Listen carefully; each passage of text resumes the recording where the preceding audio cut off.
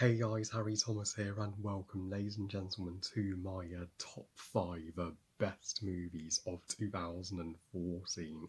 Yes, I am continuing to do my top 10 best lists of years that I wasn't on YouTube, and I know you're all asking, Harry, where the heck is your top 10 best of 2020 already? As soon as I've seen A Wonder Woman 1984, then I will do my list. I promise. But for now, I just want to say 2014. I mean, what a year for movies. It is my second favourite year for movies in the 2010s decade, second only to 2019. But yeah, 2014 is packed with movies that have a extra special place in my heart. So this was the hardest list of the 2010s to make because it's overstuffed with awesome ones. So before we get going with my list, I have 4 honourable mentions: The Imitation Game, The Box Trolls, Paddington, last but not least, Guardians of the Galaxy. All terrific movies. They just didn't quite make the cut onto this list. So without further ado, if you want to know my top 10 best movies of 2014, then just keep watching. Number 10, I am ready to get some dislikes for this choice, but The Hobbit, The Battle of the Five Armies. Sure, even I admit that The Battle of the Five Armies is the only one of the Hobbit trilogy that I don't rate a perfect 5 stars out of 5. It is weaker than An Unexpected Journey and Desolation of Smaug, and maybe the weakest of the Peter Jackson Middle-earth franchise in general. But hey, I would still watch it over all of the atrocious animated Lord of the Rings movies from the 70s and 80s, and I would even take this over the 1970s animated Hobbit. You've got to have some admiration for this movie. At least Peter Jackson tried to make this, the epic return of the king-like conclusion to the Hobbit trilogy, and this entire movie is one last battle for the Lonely Mountain, and it may be it's one of the most epic things that Peter Jackson has ever done. It's also currently the last movie that Peter Jackson has ever directed 7 years later, and he still hasn't made a movie since. I mean, sure, the love story with Killian Turrill led to absolutely nothing, and sure, Alfred what became the Jar Jar Binks of Middle-earth and was totally shoehorned into too many scenes in this movie. He could have easily been killed off with the Master of Lake Town in the opening, and sure, there is a lack of closure to all the added-in subplots. Bilbo is the only one that got a proper ending here, but still, the battle scenes, despite being 90% CGI, are still kick-ass, especially Thorin versus Azog, and Martin Freeman and Richard Armitage both give their greatest performances of the trilogy, especially in the Thorin's death scene.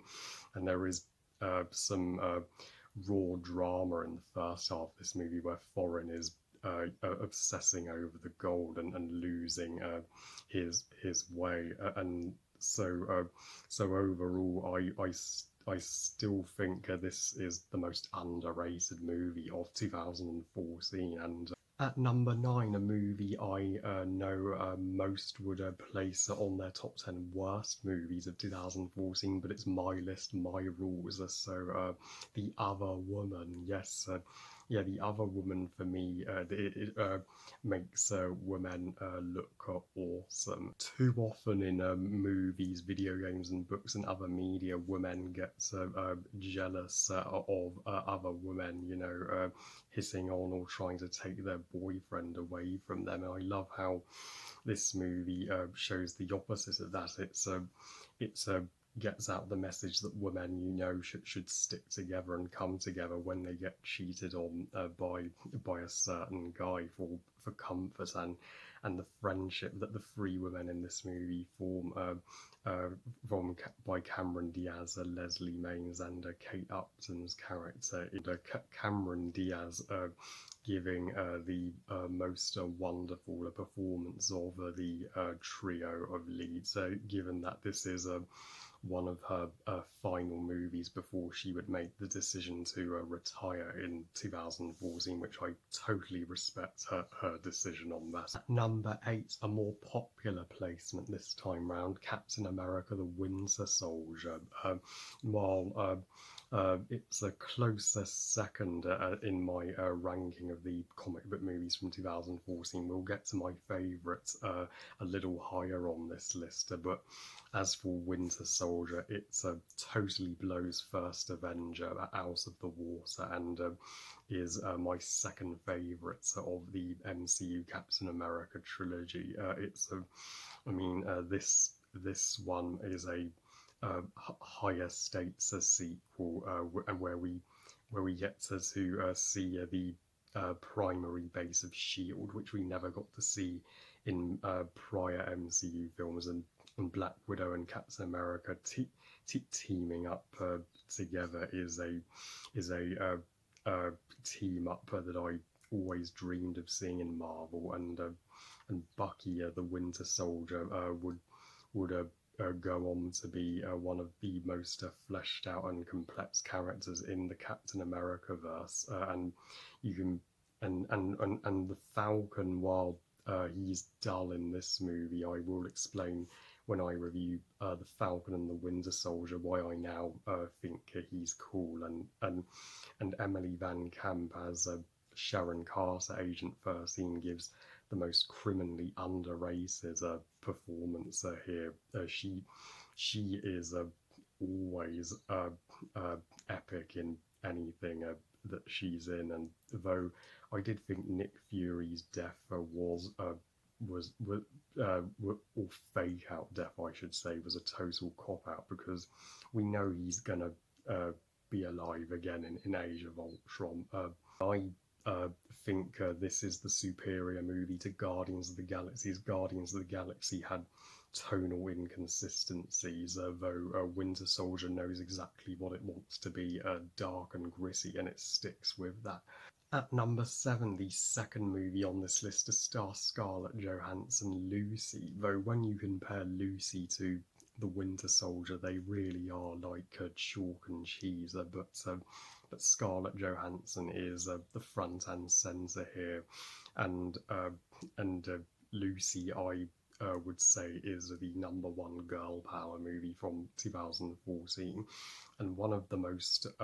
And it's a shame it's flown under the radar in terms of female action movies in the 2010s. It's certainly one of the more underrated ones. Scarlett Johansson, she's absolutely stupendous as Lucy. She's absolute badass, and this entire movie had my heart racing faster than any cup of coffee could ever. Number 6, Interstellar, Christopher Nolan's 2001 A Space Odyssey, just couldn't escape the top 10 best movies of 2014. It is that impressive in scope and ambition, and the father and daughter story is one of the most emotionally powerful and moving stories in any movie from 2014, and the visuals with limited CGI, bear in mind, and Hans Zimmer's score make Interstellar a visually immaculate IMAX experience, maybe the number 1 IMAX experience from 2014, and Nolan never fails to deliver on that. And at number 5, Whiplash. Yes, I am well aware that this is the majority's favourite motion picture of 2014, and deservedly so. Whiplash is a close to perfect movie and a wicked experience. And if you have ever played the drums, you will know the extreme pressure that's put on you. I mean, if you've ever been in Andrew's shoes, this entire movie is Miles Teller's finest hour. I mean, poor Andrew. I mean, just give the guy a hug after all he went through with the abuse with his overly aggressive teacher, Mr. Fletcher, played by J.K. Simmons, who gives his angriest and most explosive performance, period. I mean, just send this guy to anger management class or something. And why is he teaching music when he should be learning how to control the anger? And Melissa Benoist, a Supergirl herself, even appears as Andrew's loving girlfriend. I really wish she was in the movie far more, which is what I take a teensy point off. But other than that, so yeah, Whiplash is a near perfect package. At number 4, my personal favourite comic book movie of 2014, X-Men Days of Future Past. Whoa! I mean, you could always count on the X-Men to do a time travel movie right, and this was the movie to bring in Evan Peters as a Quicksilver, who is better than the Age of Ultron Quicksilver in every way. Thank God he was the Quicksilver that they picked to feature in WandaVision. And Days of Future Past has some of the most epic moments in the entire X-Men franchise, from that colossal final battle where Magneto lives up the stadium, and that's a genius kitchen scene with Quicksilver, to the Sentinels being some of the most unstoppable mutant killing machines, legitimately raising the stakes whenever the X-Men would engage in combat with them. And this movie combines both old and new elements of the franchise. So we got to see Patrick Stewart's Charles Xavier interacting with James McAvoy's Charles Xavier, and Mystique going on her own personal quest. This is Jennifer Lawrence's best performance in the franchise, hands down. Yeah, this movie is too amazing for words. At number 3, my second favourite animated movie from 2014, that was cruelly snubbed of Best Animated Feature that year, the Lego Movie. There's only one word to describe this movie: awesome. In fact, freaking awesome. Everything is awesome about the Lego Movie.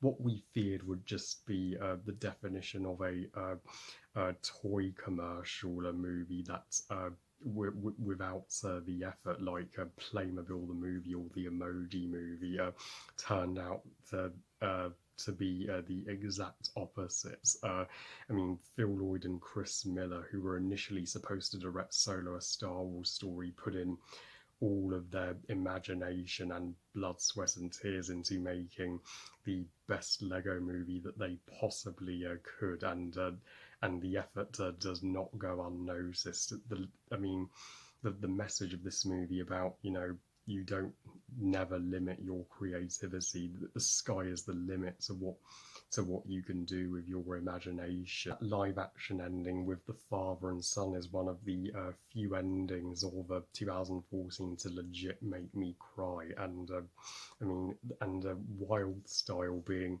one of the most awesome female characters of 2014, and Will Arnett being the best animated Batman for sure, and Cloud Cuckoo Land, the entire Lego city and world being a world that I wish I could live in if I was a Lego figure. And of course, the cherry on top of this movie, everything is awesome. While I do like the Lego Movie 2, the second part, just slightly better. The Lego Movie is still one, certainly the most surprising animated feature from the 2010s. At number 2, Apes Together Strong. Dawn of the Planet of the Apes. This is why summer 2014 was one of the greatest periods for movies in movie history. I mean, all of us who were alive in summer 2014 were just the luckiest to see this movie. I mean, forget Autobots riding on Transformer T-Rexes. Apes riding on horses with guns is way cooler. And Dawn of the Planet of the Apes. I mean, this sequel surpassed everything from its predecessor, Rise, and the effects are better. The drama is more intense. Cobra is such a perfect villain, and Caesar is the one leader who you would will just go silent whenever he's on screen. The Academy were blind to snub Andy Serkis here. They could not see what a astonishing actor he is. And I mean, his motion capture performance as Caesar here should have got him Best Actor without a second thought. And so this movie would be my number one favourite of 2014, if not for another sequel that came out at the exact same time that I just like microscopically more, specifically an animated sequel, and you all know what it is. My number one favourite movie of 2014 is none other than the Empire Strikes Back of animation, How to Train Your Dragon 2. How do I even describe in words how much I freaking adore this movie with every fibre in my being? I mean, this is how you make a perfect sequel. Hiccup is a more mature character, going from the boy he was in the first movie, being all timid and trying to fit into a badass action hero who is dealing with becoming a chief and learning who to trust in war, and Valka being one of my top 5 favourite movie mothers, and scenes between her and Hiccup bonding made me cry more than I can express. And one other scene that's turned on the waterworks was Stoic and Valka's for dancing and for dreaming. Sorry, Let It Go, but that song is more Oscar worthy than you ever will be. And Drago Bloodfist being the villain of 2014 that you just wanted to punch in the face more than any other, because he's that much of a complete monster to get his alpha to possess Toothless to kill Stoic. And Stoic's funeral is the most moving and powerful movie funeral I have ever seen in a movie in general. And Toothless becoming the alpha dragon at the end, and Hiccup becoming chief, flawlessly set up How to Train Your Dragon 3.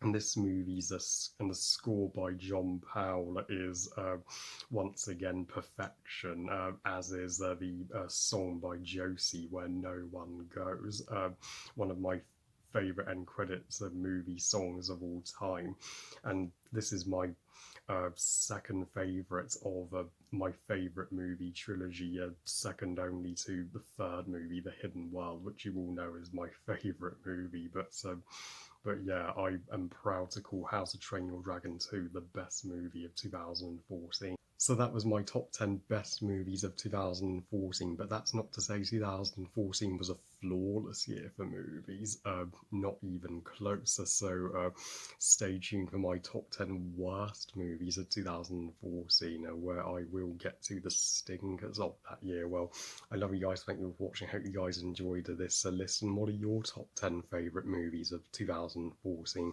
Please comment and let me know. Please like this video and subscribe. Please follow on Twitter and on Instagram. And I'll see you all next time. And remember, movies are us. Bye, guys.